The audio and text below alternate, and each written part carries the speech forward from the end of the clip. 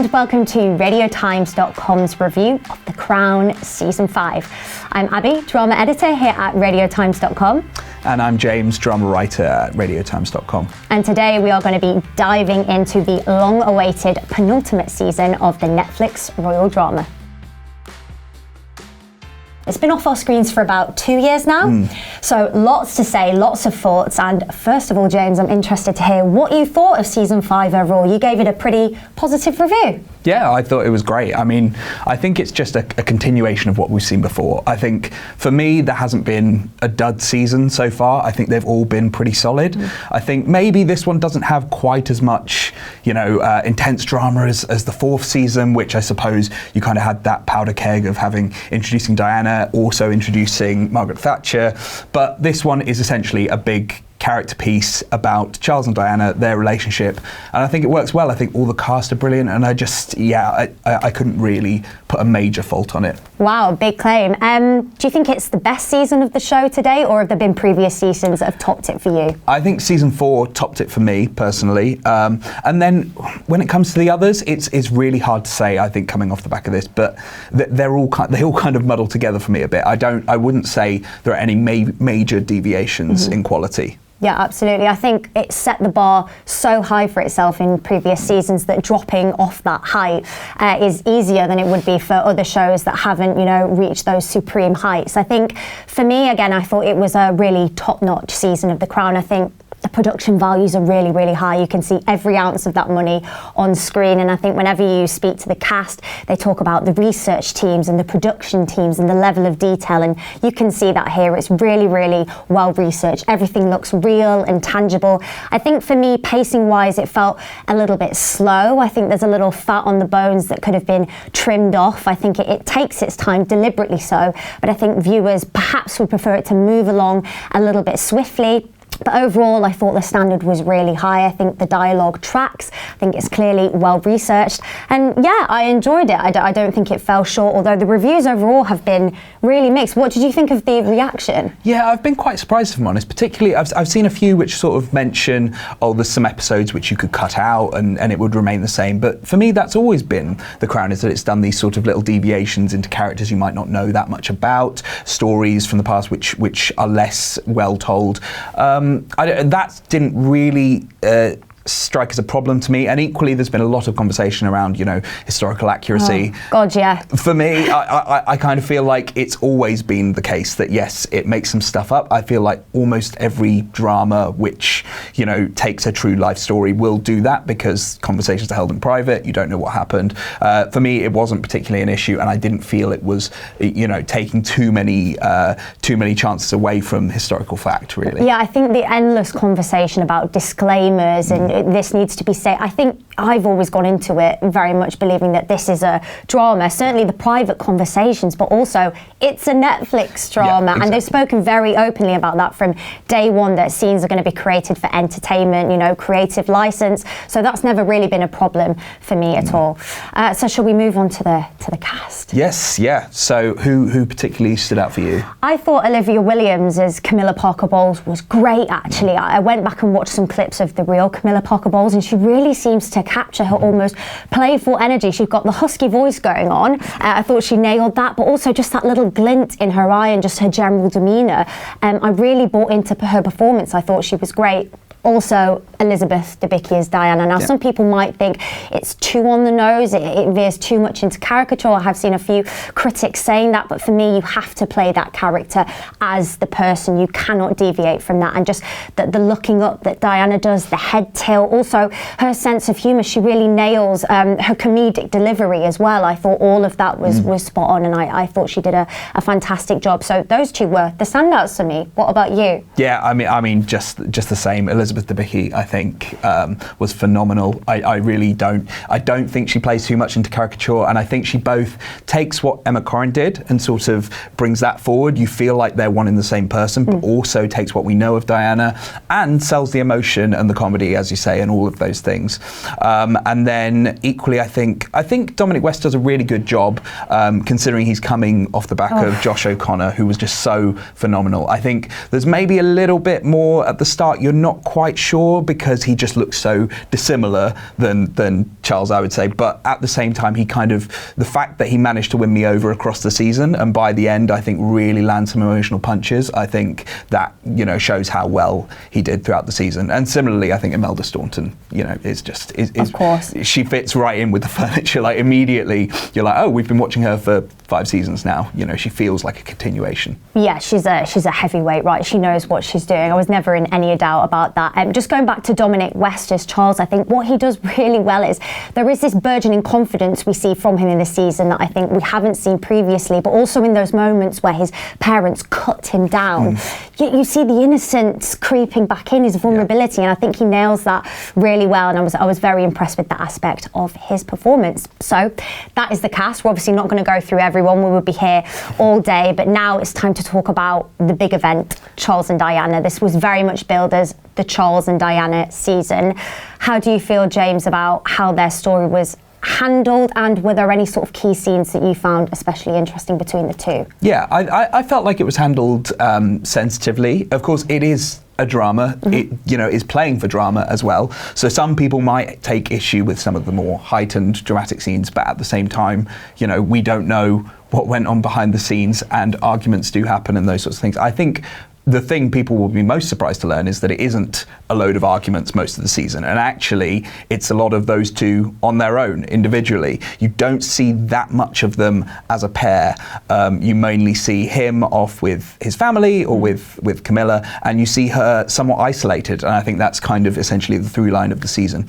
But I certainly didn't come away from it feeling like one party was overly criticised or feeling like they were portrayed in a particularly negative light. I felt like I had sympathy for both of them at different times in the season. So yeah. Yeah, absolutely. I think it would have been exhausting had we just had a whole season of the two of them sparring. It's so incredibly sad, but also toxic. And I just think, you know, to have episodes where they're not front and centre is really important as well. I think an interesting scene for me was when Charles goes to visit Diana at Kensington Palace after the divorce has finally been finalised after all of those years. And it starts off quite pleasant. She makes him an omelette very badly. It turns into scrambled egg very quickly, and then they say let's have a candid conversation about what went wrong essentially, but it turns sour very, very quickly. I thought that was really, really clever from creator writer Peter Morgan to lull us into this false sense of this is nice, and then all of a sudden he storms out, she's left crying. I thought that was a fascinating scene. Yeah, no, definitely one of the best scenes of the season, I think, and it lasts much longer than a lot of the scenes throughout the season. I feel like they really take their time with it, which, you know, essentially, as I say, they've been parted most of the season. You haven't really seen them together much from maybe episode 2. So the fact that by that time is sort of this reunion, which is somewhat unexpected, and as you say, it seems like it's all, you know, going pleasantly, and then it all falls off again. I think that, it worked phenomenally well. Yeah, it was great. And also, before the divorce has been finalised and the Queen sits the two of them down and she says, is this what you want? And there's a little hesitation from Diana, and she looks at Charles, and I just felt in that moment, had he said, you know what, let's make this work, let's put aside our differences and make this marriage work, I feel like she would have leapt into his arms and said yes. And again, it just, one of those little subtle moments that just broke my heart. Yeah, because essentially, as she says later on, I think, is that she's just looking for him to give her something, but he from within himself can't, because he's so in love with Camilla, I think, and he just doesn't have that affection for her. It is really tragic, and it works so effectively. And considering how explosive it was, like you said, handled delicately and subtly by Peter Morgan, which, you know, is a testament to his skill as a storyteller. I think that's all we've got to say on Charles and Diana. Yeah, I think so. What about season 6? Looking forward to that. Yeah, season 6. So that's the final season. Well, they said the final season. You never know. They might turn around in 5 years, 10 years, and say, right, let's cover the Harry and Meghan years. A lot of people will be wanting to see that. But season 6, I mean, there's so much ground to cover. Obviously, this finishes in the spring of 1997. We haven't yet had the death of Diana and Dodi. That comes at the very end of August 1997. That fatal car crash in Paris.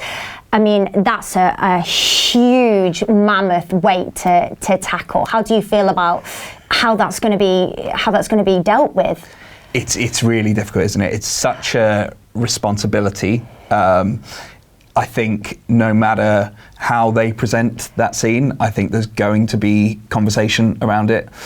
They've just got to do it as sensitively as possible, but also obviously portraying, the sense of grief that the nation felt after that. I think it's going to be a real tightrope to walk, but at the same time, Peter Morgan does have history with this subject when he did the Queen previously, so let's hope, fingers crossed, that they pull it off. Yeah, his career could live and die on this moment if it goes horribly wrong, but I'm thinking it's going to be, the former. He will do it well. Obviously, the reaction from the public towards the royal family, how they reacted to the death of Diana was very, very negative. People were very angry. The Queen stayed in Balmoral initially, and the flag at Buckingham Palace was flown.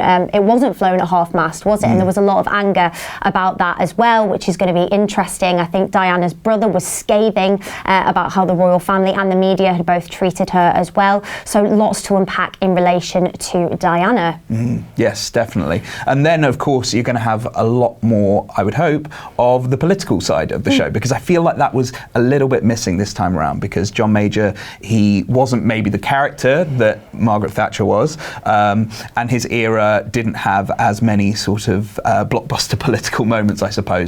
Whereas we're going into the Blair era now. So you would think he's a bit more of a character. There's a little bit more to do there. I think particularly around sort of the mid-2000s, there was an article which came out in the Telegraph saying that the Queen privately had a lot of issues with him and with some of the things he'd done. Obviously, who knows how factual that was, but I'm sure the Crown, as it is, will like to put its own spin on that story. Yeah, absolutely. There's the Iraq War as well in 2003. I mean, you think they would absolutely cover that given the size of it. It was a huge global moment that changed the course of military history, countries' interventions in other nations, tenfold, across the decades. So you'd think they would touch upon that as well. Yeah. And then you've also got some of the sort of big sort of banner royal moments like the Golden Jubilee coming up, and then also the wedding of Kate and William. That's what we got there, yeah. Their meeting at St Andrews when they were just teenagers, the fact that,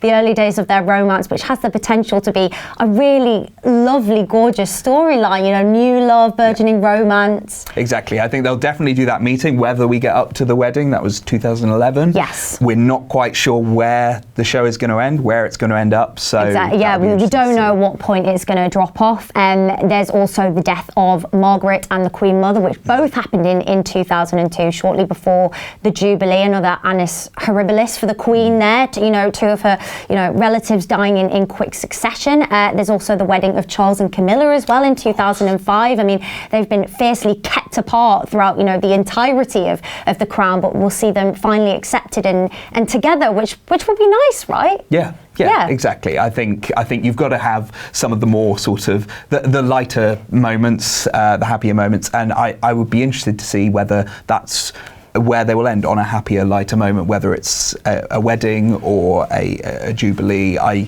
feel like previous seasons have often ended on sort of somewhat ominous notes, but for the final one, do we want to bow out on that sort of note, or does Peter Morgan want to give it some sort of resolution? I feel like, given that he tries to follow the ebbs and flows of real life isn't neat, it's messy, and I feel like he might leave us on not a somber note, but certainly not a neatly tied bow.